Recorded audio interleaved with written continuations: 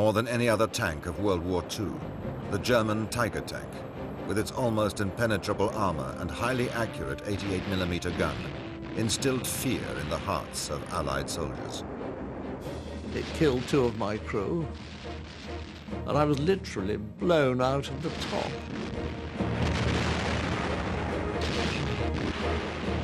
Outnumbered in nearly every battle, the highly trained and courageous Tiger crews were the elite of Germany's crack panzer troops. It was a great thing to be in a Tiger, and of course we felt superior. Using archive film and color reenactments, Battle Stations enters the world of one of the finest armored vehicles in the history of tank warfare, the Tiger tank.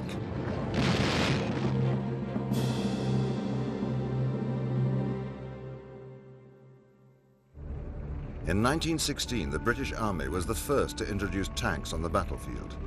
At the time, Germany showed little or no interest in the revolutionary new tank.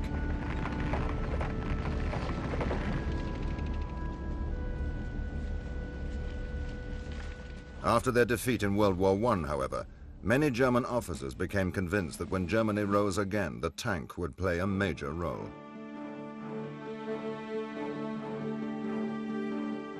The Treaty of Versailles had banned all armament production in post-war Germany. Early development of German tanks during the 1920s and 30s had to be carried out in secret. But once Hitler and the Nazis came to power, all pretense of secrecy was thrown aside. Germany had built its army into a mighty fighting machine that would conquer almost the entire continent of Europe. Large tank formations, known as panzer divisions, were to be its main striking force.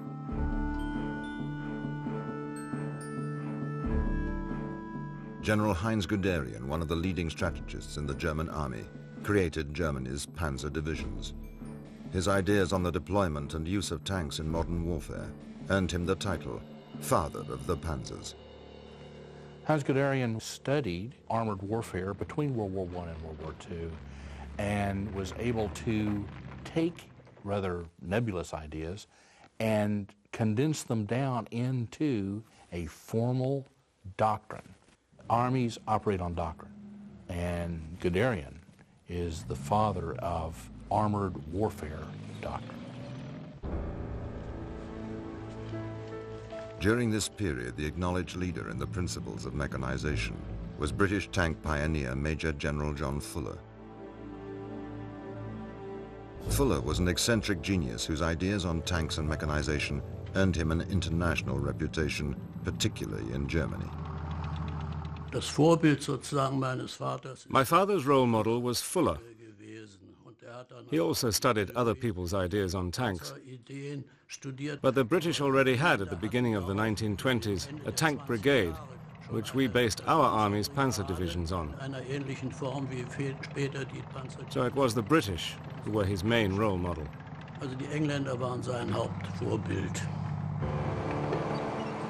Ironically, Major General Fuller's ideas were never adopted by either the British, French, or the Americans, who all believed in the supremacy of infantry and artillery rather than the tank. General Guderian, however, clearly appreciated the decisive role that armored divisions would play in future conflicts. He saw tanks as providing crucial mobility in an attack. He developed the use of tanks as the main weapon in a division, not like the French, who spread their tanks over several divisions, instead of concentrating them in one key point. With this concept of key point concentration in panzer divisions, we entered the war and had our success.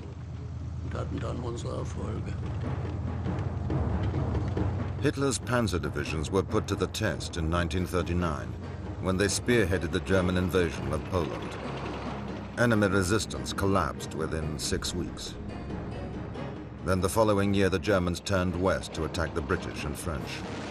The superior tactics of the panzers just sliced through the enemy lines with almost laughable ease, despite the fact that the Allies had more tanks.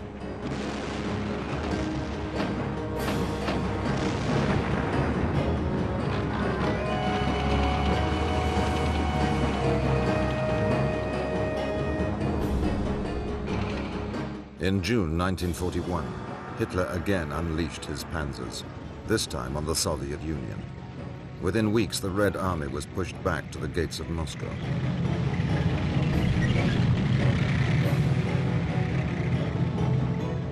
The victorious panzer divisions seemed indestructible. They considered their tanks superior to anything the enemy could produce. But in the autumn of 1941, the Germans were taken by complete surprise when the Russians deployed a new tank. Developed in great secrecy, the Russian T-34 outgunned and outperformed the German panzers. Dann trat schon sehr früh Soon the T-34 appeared, and that was an amazing surprise for us, Überraschung für uns, denn because we didn't know that this vehicle existed. Fahrzeug gab. Und der T-34 The T-34 turned out to be an equal opponent indeed, and we struggled quite a bit against it. uns abgerungen. The first appearance of the T-34 had not only inflicted severe losses on the German tanks, it deeply shocked the High Command. They knew that once the T-34 went into mass production, defeat would be a very real possibility. Hitler was furious at this setback. He ordered his designers to build a bigger and better tank that would level the playing field. Hitler became personally involved in setting out the specifications, which included a high-velocity gun, thick armor, and a top speed of 30 miles an hour. Early prototypes of this new tank, designated the Panzer Mark VI, were quickly built by established German companies: MAN, Daimler-Benz, Henschel and Porsche. By 1942, only two frontrunners were left in the race: Porsche and Henschel. Both companies prepared a demonstration of their tanks on Hitler's birthday, April the 20th.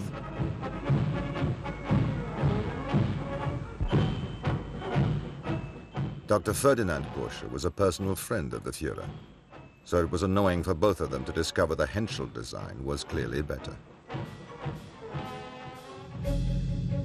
Of the three basic characteristics of any tank, firepower, armor, and mobility, the German designers favored firepower.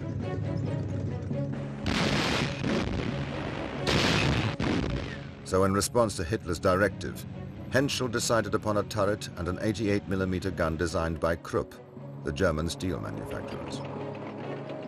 2 months later, the new super tank was finally ready for combat trials. To match its performance, it was named the Tiger. At 56 tons, the Tiger was nearly 20 tons heavier than its nearest rival. Yet despite its size, it had to be able to cross difficult terrain and negotiate obstacles better than any Allied tank.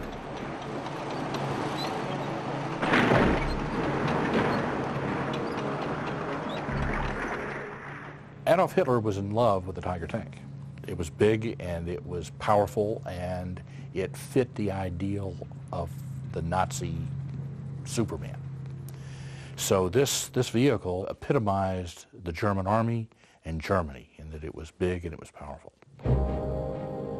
In late 1942, frontline units received their new wonder weapon, equipped with the most lethal tank gun in existence, the 88mm.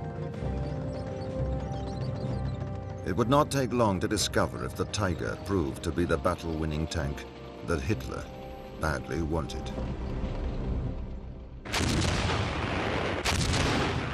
The incredible triumphs of the German army during the first 3 years of war had shown the panzer divisions to be Hitler's best shock troops.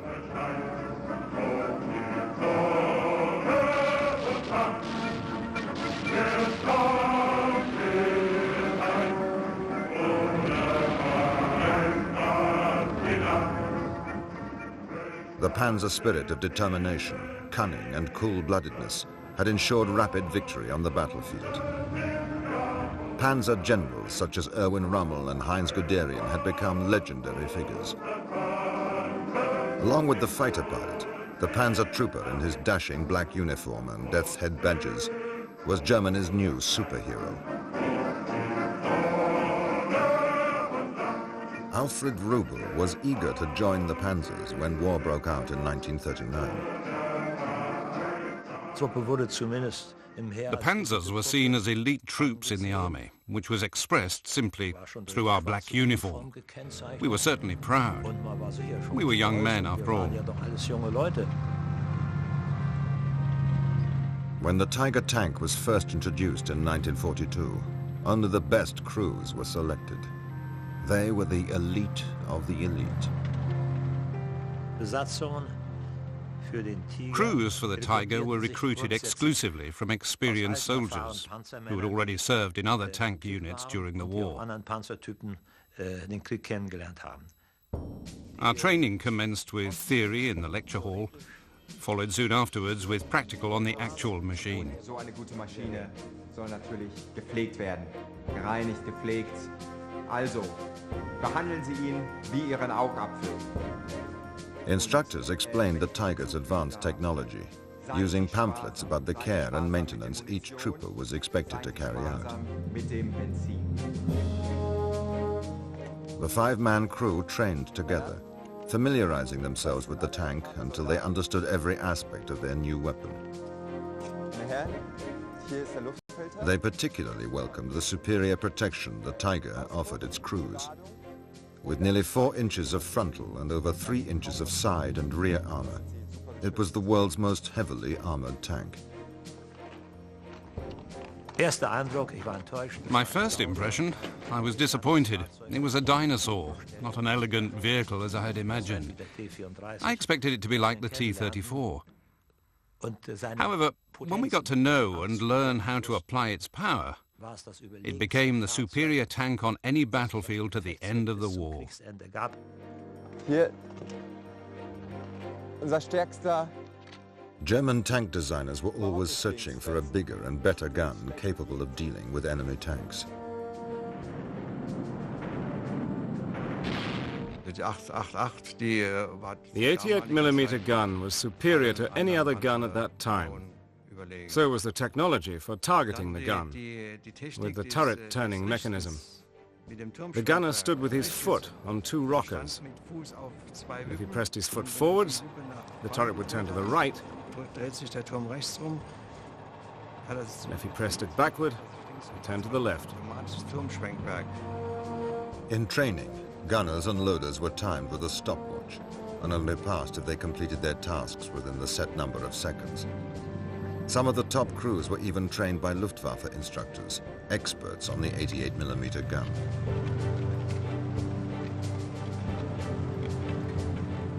The radio operator sat next to the driver and manned the forward machine gun located in a ball mounting on the offside of the front armor plate. The machine guns were used primarily to fight off enemy infantry and anti-tank guns that were very close, keeping their crews' heads down. Tiger tank drivers were selected with great care. You need a certain degree of ambition to drive the thing, a certain level of technical understanding and some intelligence.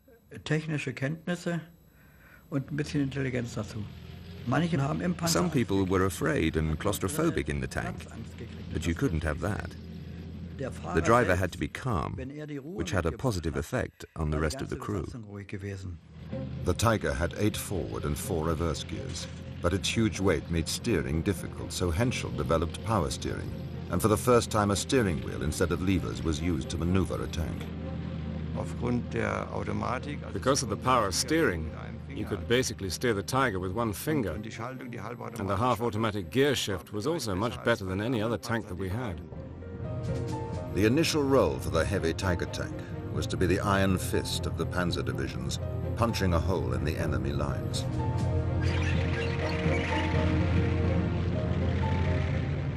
A panzer division, the cornerstone of German strategy, usually consisted of a panzer regiment, about 200 tanks, divided into 3 battalions. Each division had 2 panzer grenadier regiments, highly trained infantry, to support the tanks. In addition, there were artillery, engineers, anti-aircraft guns, and numerous support troops. The total number of men varied from 10 to 15,000 depending on the campaign. Tiger tanks were usually grouped into heavy companies and attached to divisions. Jede Kampfkompanie. Each fighting company had 14 Tigers. And then in each company we had vehicles for maintenance troops, company vehicles for logistics, fuel provisions, ammunition supply, food and so on. Fuel is the lifeblood of tanks, and with the Tiger consuming 2.5 gallons per mile, the all-important fuel trucks were never far away. The Tiger is an engineering marvel. The vulnerability, though, is not the tank. It's everything that goes with it. It's the ammunition truck. It's the fuel browser that goes along with this. You attack that, the tank is useless. Tiger units often included light and medium tanks, such as the Mark IIIs and IVs. These tanks were needed to perform numerous duties for which the Tiger was not suited, like scouting and escort duties. This left the Tiger to do what it did best, destroying the enemy at long range. The Tiger tank, with its highly trained crews, soon became a legend. Its sheer size and appearance, together with its large, deadly gun, was about to make the Tiger a battle winner.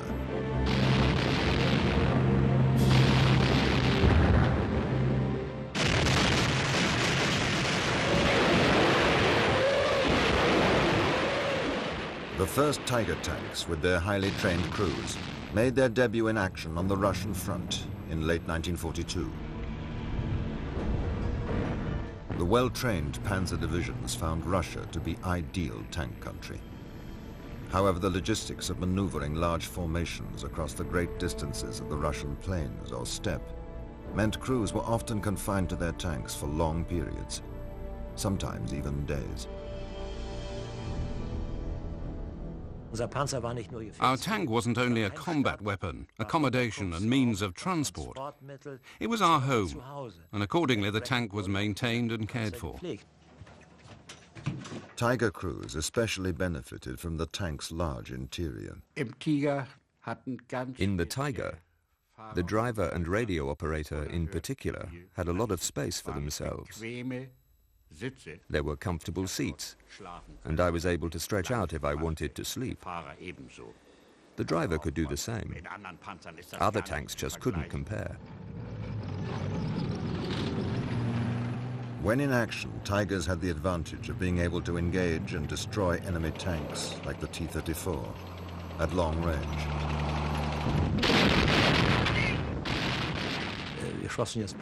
We could now hit targets from a distance we had only dreamt of before.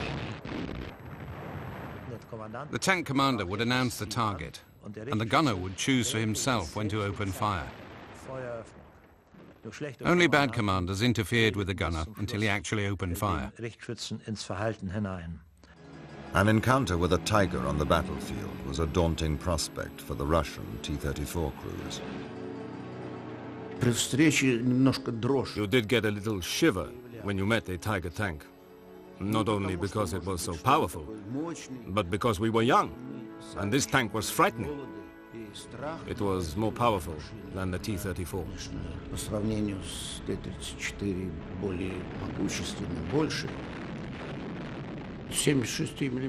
Our 76mm guns could only fire at a distance of 500 meters.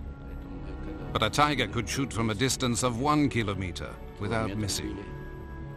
So this made it very hard for us.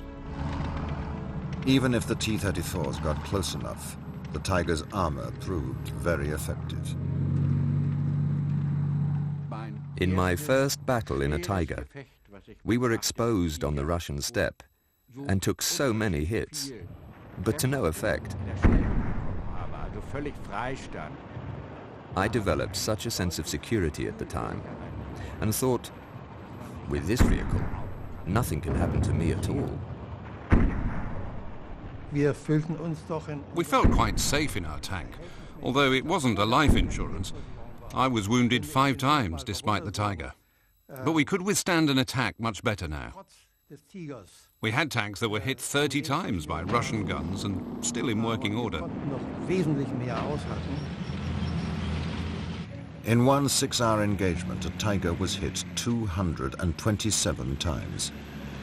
Despite having its wheels, tracks and transmission damaged, it managed to crawl a further 40 miles across country. Tigers worked in conjunction with infantry and artillery, each element supporting the other. Panzer Grenadier machine gun teams were deployed on the flanks, up to 50 yards from the tank, in case of enemy infantry attacks.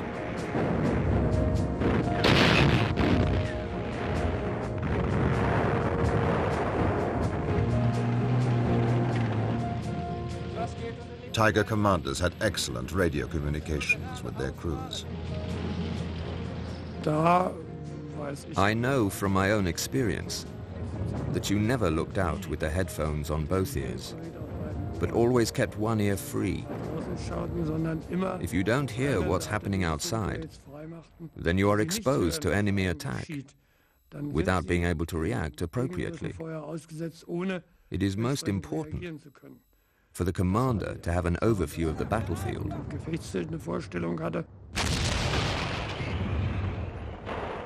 With a well-trained crew, the Tiger commander concentrated on searching for targets, always preferring to keep his hatch open. I had to have my head outside of the turret so that I could oversee everything. If there was an anti-tank gun firing, you could then sense what was going on. If the hatch was closed, then you would only have a limited view. Tiger Ace, Otto Carius, seen here wearing the Knight's Cross for bravery, is credited with destroying over 100 Allied tanks.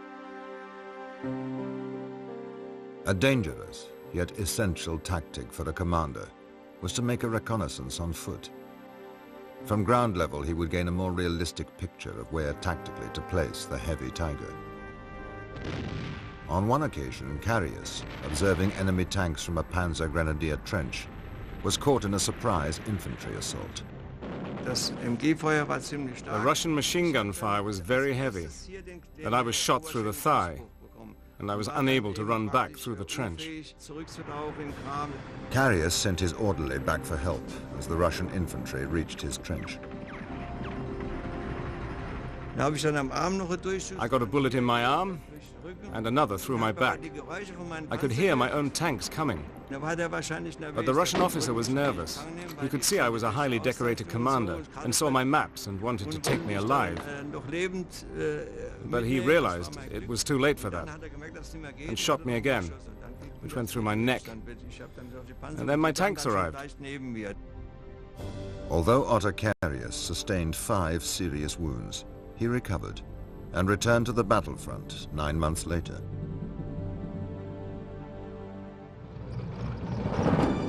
The SS Panzer divisions were also equipped with Tiger tanks. Although not strictly part of the army, the Waffen-SS were elite troops, politically indoctrinated into the Nazi cause. Their reputation for bravery, as well as brutality, made the SS Panzer regiments amongst the most feared of all German troops.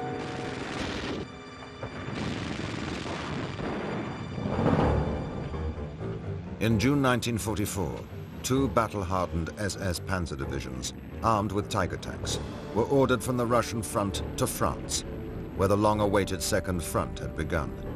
Their mission? To destroy the Anglo-American forces in Normandy.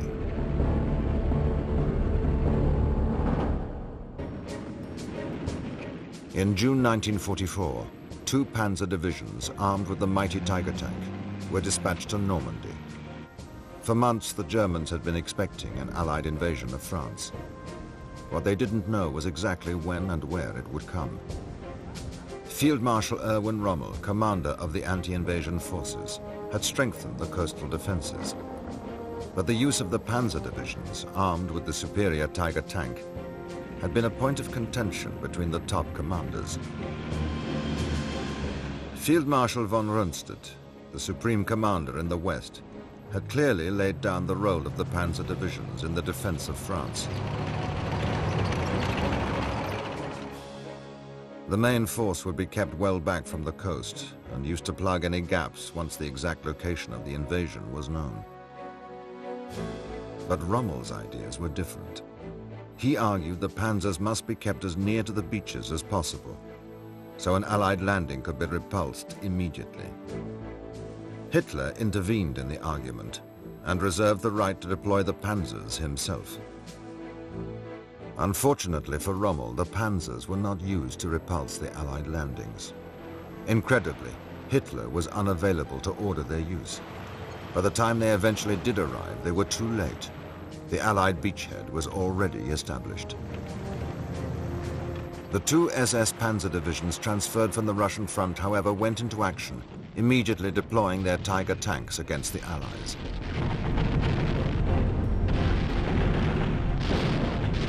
It was a terrifying experience for those that met them, because they could knock our tanks out at 1,000 yards, whereas we couldn't even knock them out at 200 yards if we met them head-on. The destructive capability of the Tiger tank on the battlefield became legendary, and Allied soldiers soon coined the term Tigerphobia. General Montgomery actually banned British combat reports that recorded the prowess of Tiger tanks, on the grounds they undermined morale. Ironically, despite the perception by Allied troops that the SS Panzers fielded hundreds of Tigers, only 90 actually fought in Normandy. But the damage they inflicted on the Allies confirmed the reputation of the Tiger.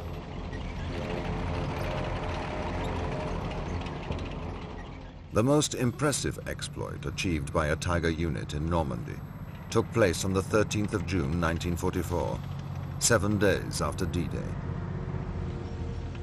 That morning, several British tanks were advancing out of the French town of Villers-Bocage. The long, narrow road forced them to travel in single file with their headquarter vehicles in the center.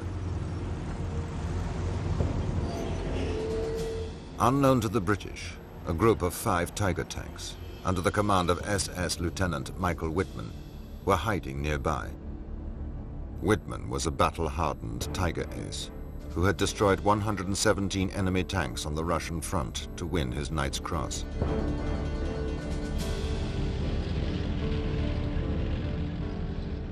Dispersing his other tanks to different strategic points, Whitman's Tiger entered the town. Catching the British by surprise, he destroyed 3 tanks before maneuvering his Tiger into a position to attack the British column from the rear. And then through the smoke, suddenly emerged this huge tank. It moved its gun very slightly and fired. It was a crash, and the shell went through the front of the tank, between my legs. I could feel a tingling each side, so I know it must have gone between my legs, and landed up in the engine. So a sheet of flame came over the tank, so I shouted bail out to the crew, because it wouldn't be very long before the ammunition exploded. Within 2 minutes, Whitman's tank had left 13 British vehicles burning in the road. Menacingly, the Tiger now headed towards the tank commanded by Captain Pat Dias. I fired at a Tiger at 100 yards, and the shot just bounced off, which is a bit disheartening. Dias managed to reverse his tank into a garden out of sight as Whitman passed by. He then decided to ambush Whitman from behind, but before he could fire, the Tiger had turned. We met head-on, which was not good news. And I fired at him twice, and as before, they bounced off. And he then fired at me once, which did not bounce off.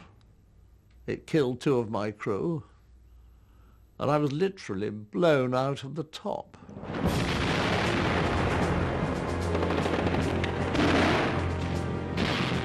Eight more SS Tigers reinforced Whitman, and the battle raged.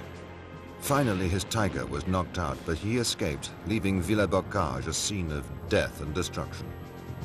Despite losing 4 Tigers, Whitman had destroyed 47 Allied vehicles and inflicted 257 casualties. Pat Dias's heroic attempt to stop Whitman's Tiger had left him wounded and nearly blind. Luckily, the doctor who treated him at the first aid station was an eye specialist. He put a great big magnet over my eyes and brrr, brrr, and out jumped all the little bits of steel. And he said, if those had stayed in for 24 hours, you would have been blind for life. The encounter at WWII had demonstrated, despite overwhelming odds, how lethal a well-commanded Tiger could be in close-quarter combat. Wittmann himself, I could not but admire him. He was tough, he was bold, and ruthless. A fine example of a German tank man. 8 weeks after WWII, Michael Wittmann was killed when his Tiger was ambushed by a British tank. Although the initial D-Day landings had been a success, fanatical German resistance had stopped the Allied advance. The Tiger was proving itself very effective in defense. Its long-range gun and thick armor proved unforgiving. The Tiger was best avoided, really. You couldn't really do anything against them. It was quite powerless. It's like a nightmare, you know, where things get a little bit nasty and a little bit nastier and a little bit nastier, and then, my God, it is a Tiger. And call on the radio, say, there's a Tiger, give a map reference, and then the RAF would come very quickly in their Typhoons and rocket it.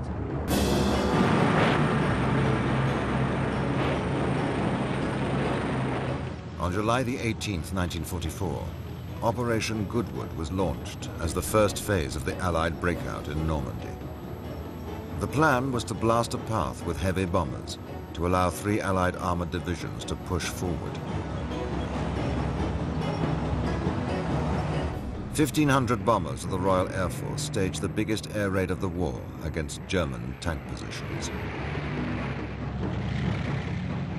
Lieutenant Richard von Rosen and his Tiger crew were waiting in well-entrenched positions when they heard the RAF Pathfinder planes overhead. They flew over us and continued dropping these flares.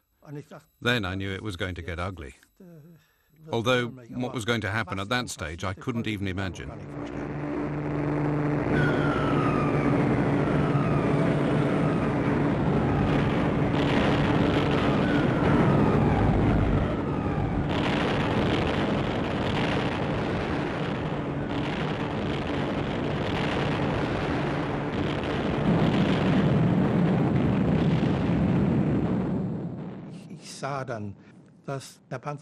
I saw the tank next to me, meters away, and was burning severely. It had been sliced open like a sardine can, hit right through.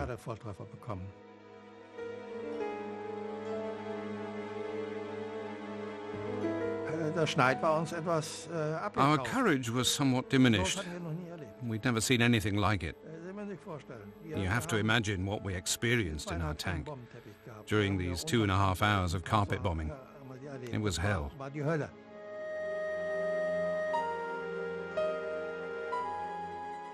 By late August, all German resistance in Normandy collapsed. The German 7th Army lost 250,000 men and thousands of tons of material. Despite its success, the landscape of Normandy had not allowed the Tiger tanks to be used to their full potential. The Tiger probably made a difference on the Eastern Front, where the Germans faced a target-rich environment, and it's good tank country. When you get it into an area where it's closed, like a city or a lot of places in Western Europe, where the terrain is closed down and you can't see 2,000 meters, it loses a lot of effectiveness in that it doesn't have the fields of fire that it would have in Russia. Despite his empire collapsing around him, Adolf Hitler still pursued his dream of a bigger and better tank. Incredibly, at this late stage in the war, the Third Reich found the resources to produce the even more powerful King Tiger. Hitler would use this super tank in a daring last-minute gamble to turn the tide of the war.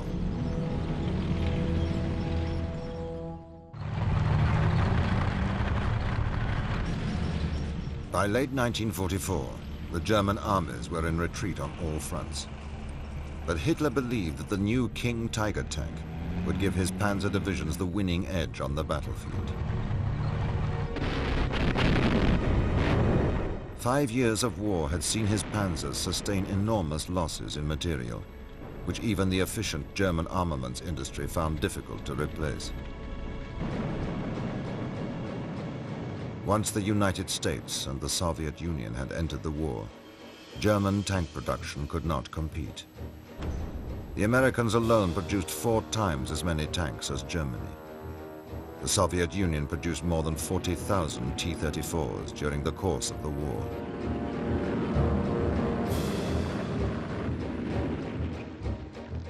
But Hitler was obsessed with super heavy tanks.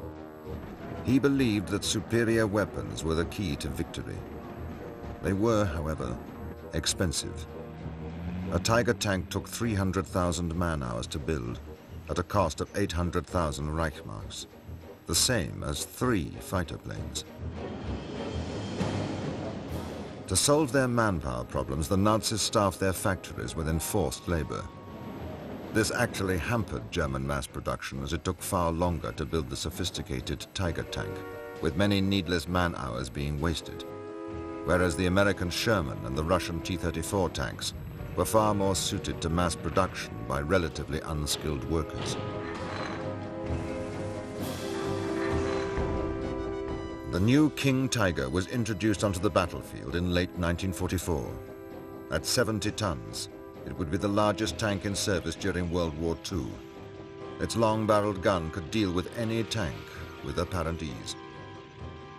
Panzer Commander Richard von Rosen is seen here inspecting his battle group of King Tigers. The King Tiger had a similar shape to the T-34. It had sloping armor, not the square shape of the Tiger I. In the West, the enemy tanks didn't give us a headache, neither the Sherman or the bigger version, the Firefly, with its bigger gun. None of this was a problem for us.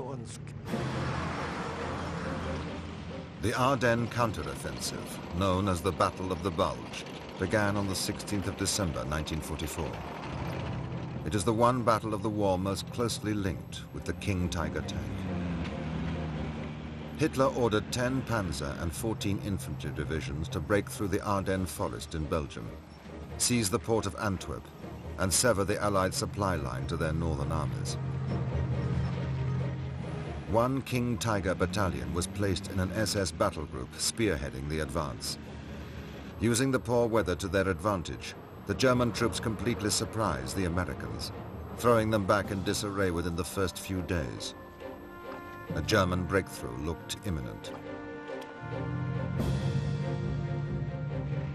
Although the Germans only deployed about 150 King Tigers, their reputation completely outweighed the impact of their numbers. Initially, during the Battle of the Bulge, when the King Tiger was used against American troops, it panicked them. They'd never seen anything that big. So they were caught completely by surprise. Here they are, supposed to be in a quiet front. The next thing you know, they have this monstrous, huge King Tiger rolling down on top of them. And it shocked them. It was hard to recover from this initial panic. But the Germans soon discovered they had made a tactical blunder in using King Tigers, despite its lethal killing power, to spearhead the offensive. Because of its size, the King Tiger was not suited to rapid maneuvering through the narrow roads of the hilly and heavily wooded terrain of the Ardennes.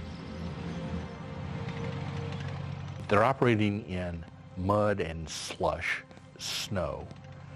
And because it was so huge, the German engineers would have to build special bridges for it and raft these things across. The attack bogged down. When the SS tank crews ran out of fuel and ammunition, they were forced to fight their way out on foot, after first destroying their own King Tigers rather than see them captured.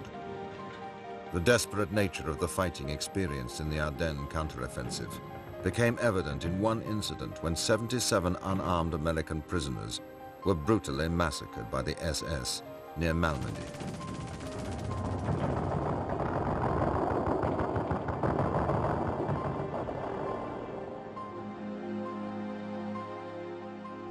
After the war, 80 former SS soldiers were prosecuted for murder.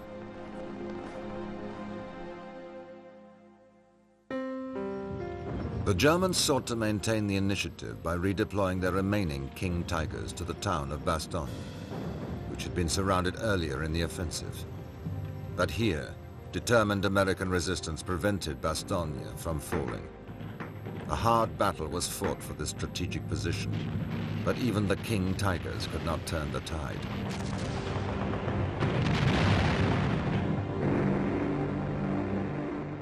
As the weather improved, Allied air superiority decimated the German armor, including the precious King Tigers. With the defeat of Hitler's Ardennes Gamble, the last great Tiger action in the West had been fought and lost.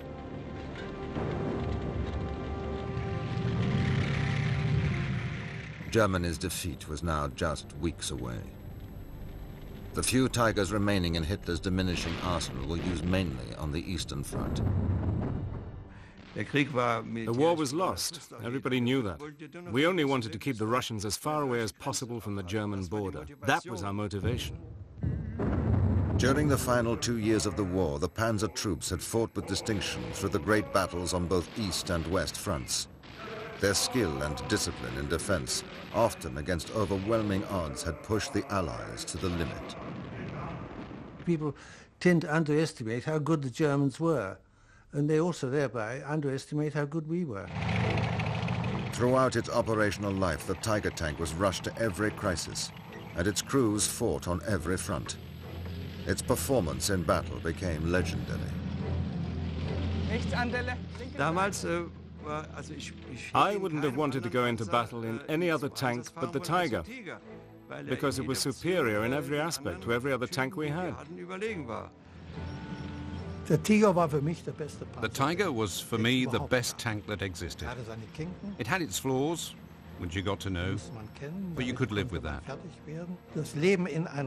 Life in a Tiger crew, commanding a Tiger company, was, for me, the highlight of my time as a soldier.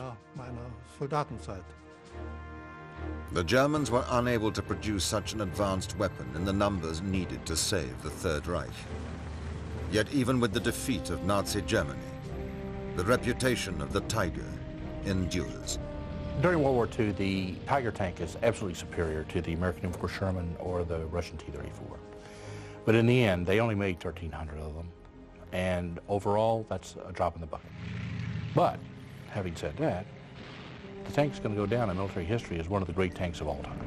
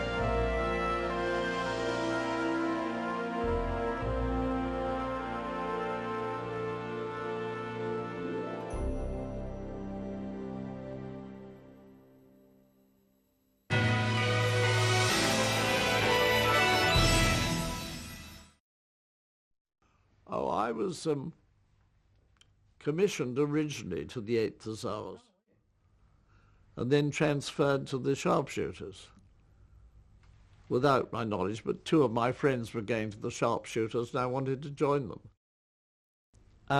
This was in the little town of Villers-Bocage, or we called it quite simply Villers-Bocage, which I shall continue to do.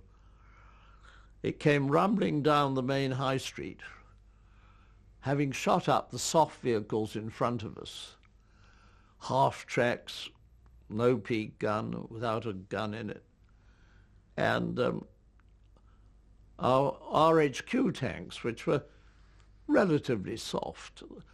They weren't expecting to be the fighting element of the regiment.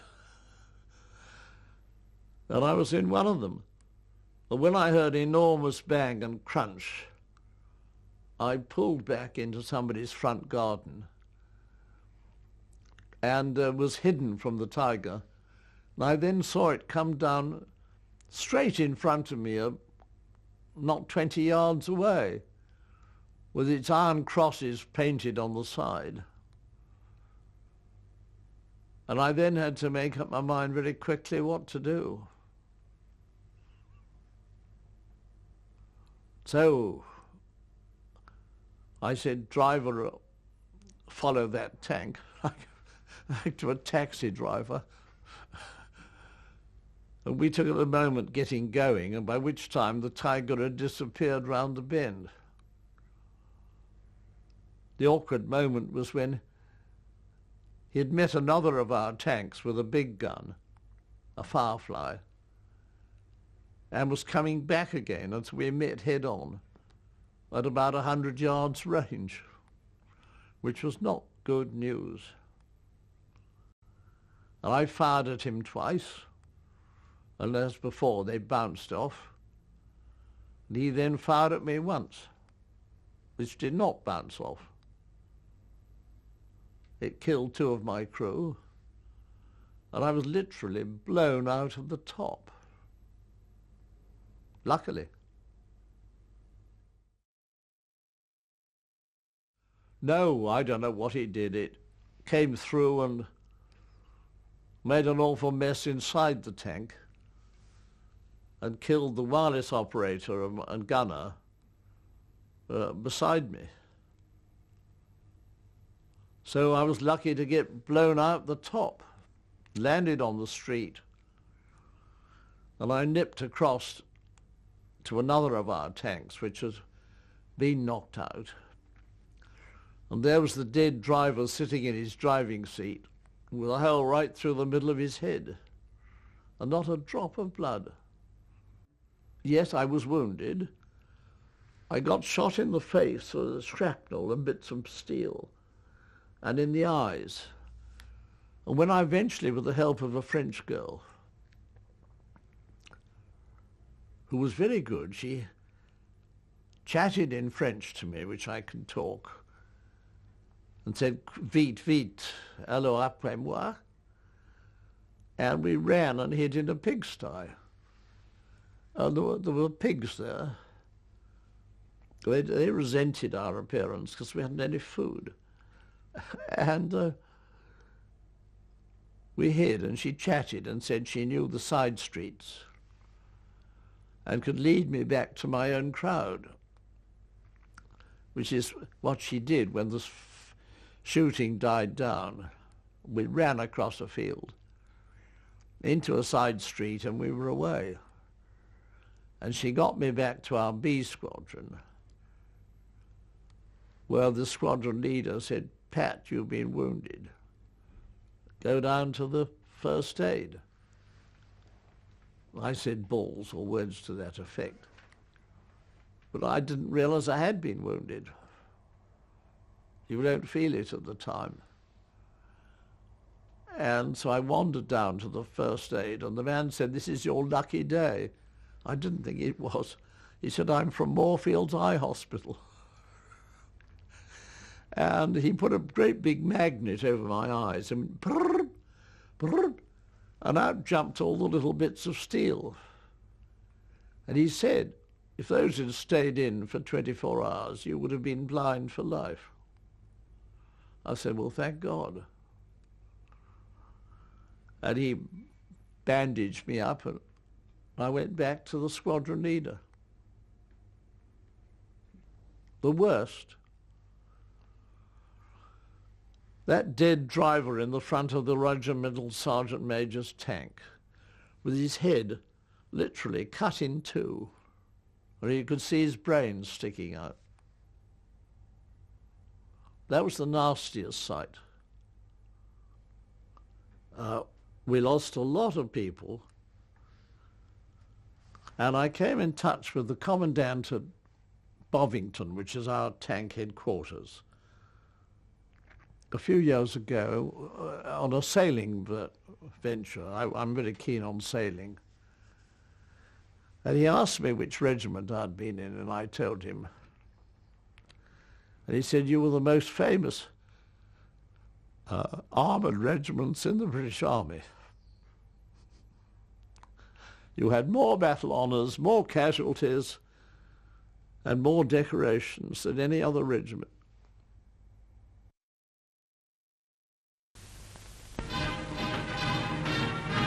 Auf einem rückwärtigen Bahnhof sind frische Reserven schwerer und schwerster Waffen eingetroffen.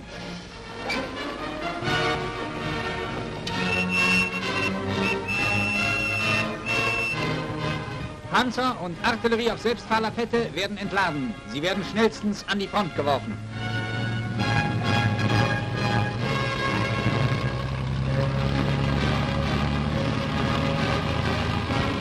Hier rollen nach kurzer Einweisung Panzer zu einem Flankenstoß vor.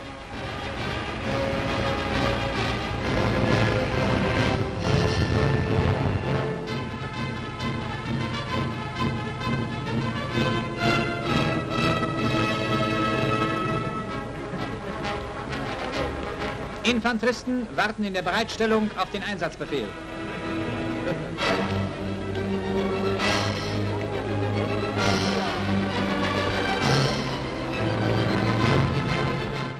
Der Artillerie haben Panzer und Grenadiere einen Gegenstoß durchgeführt.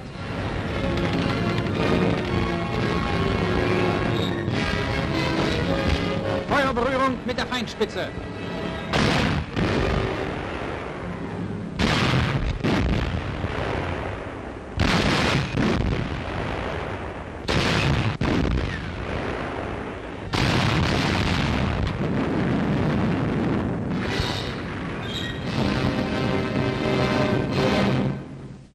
In seinem Tiger an der Invasionsfront. SS-Panzer rollen vor.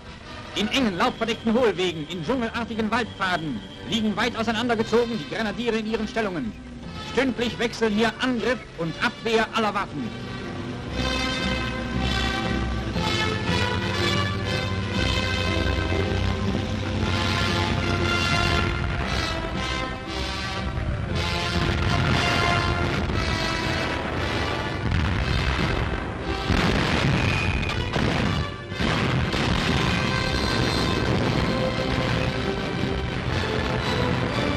Bei den letzten Durchbruchsversuchen verloren die Angloamerikaner innerhalb einer knappen Woche über 500 Panzer.